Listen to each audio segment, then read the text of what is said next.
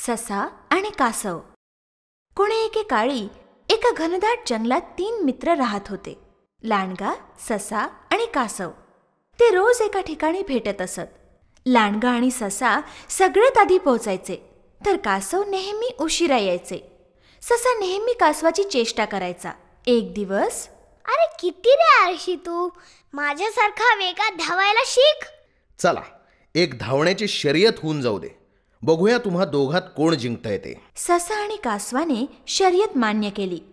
त्यांनी सुरुवातीचं आणि अंतिम स्थान निश्चित केलं. शर्यतीला सुरुवात झाली. ससा खूप वेगाने धावू लागला आणि कासव मात्र हळूहळू मागून येत होतं.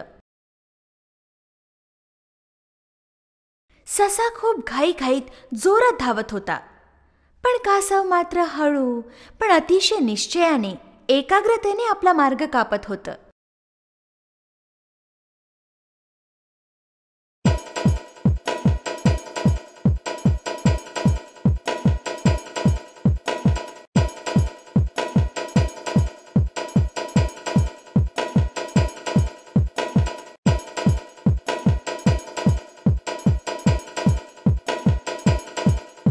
थोड्या वेळानंतर ससा दमला. त्याने मागे वळून बघितलं तर कासव कुठेच दिसत नव्हतं. तेव्हा सशाने विचार केला, तो मला कधीच हरवू शकत नाही.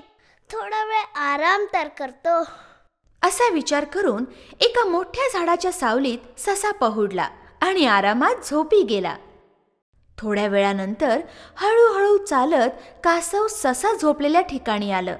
त्याने पाहिलं की ससा तर आरामात झोपला आहे, पण कासव मात्र थांबला नाही. हळूहळू आपल्या वेगाने त्याने आपली वाटचाल चालूच ठेवली.